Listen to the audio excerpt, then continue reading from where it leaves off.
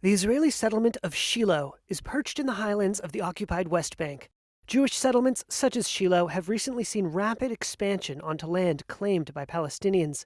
And Jewish settlers are optimistic that incoming U.S. President Donald Trump will help them realize a key goal: the annexation or absorption of the West Bank into Israel, despite Palestinian objections.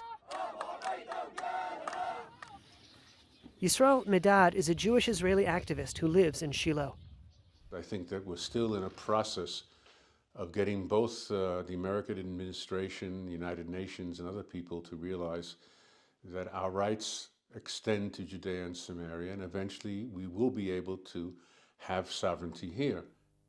Since conquering the West Bank from Jordan in a 1967 war, Israel has not officially annexed the territory.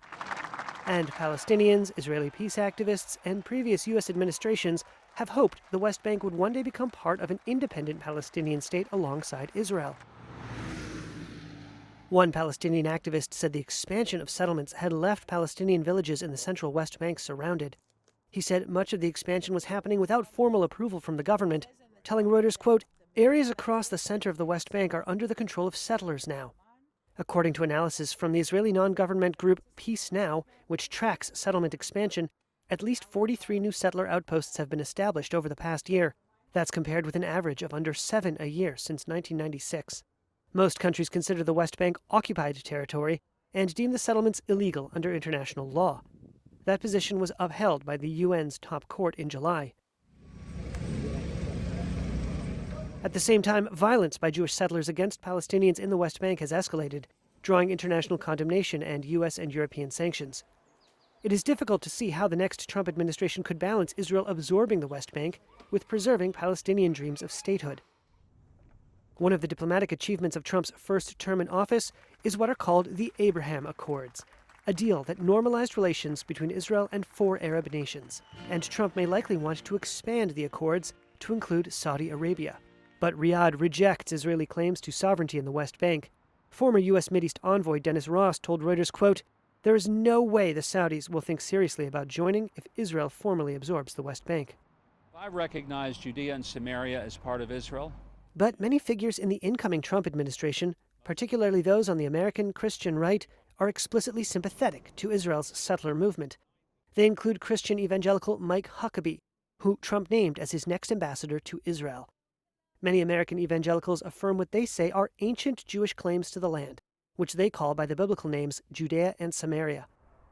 Near the settlement of Shilo is an archaeological site that some identify with biblical figures such as Hannah and the prophet Samuel. Huckabee, as well as Trump's nominee for Defense Secretary Pete Hegseth, have visited the site. Huckabee did not immediately respond to a request for comment.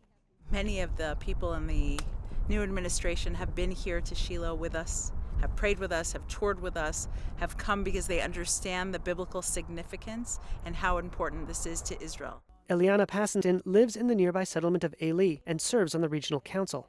And I think that the new administration understands and appreciates the right we have as Jews to the biblical heartland. In his first term, Trump moved the U.S. Embassy in Israel to Jerusalem. He also ended Washington's long-held position that settlements are illegal. But in 2020, his plan to create a rump of a Palestinian state along existing boundaries derailed efforts by Israeli Prime Minister Benjamin Netanyahu for Israeli sovereignty over the area. Now, Israeli activists hope that sovereignty will finally be made official. Our hope is that we will take a decision together. Israel Gantz is the head of the Yesha Council, an umbrella group of Israeli settlements in the occupied territories. I understand that the responsibility on the Israeli government, but I hope that Trump administration will let them take the decisions that will be good for the state of Israel, and I will say for the Middle East.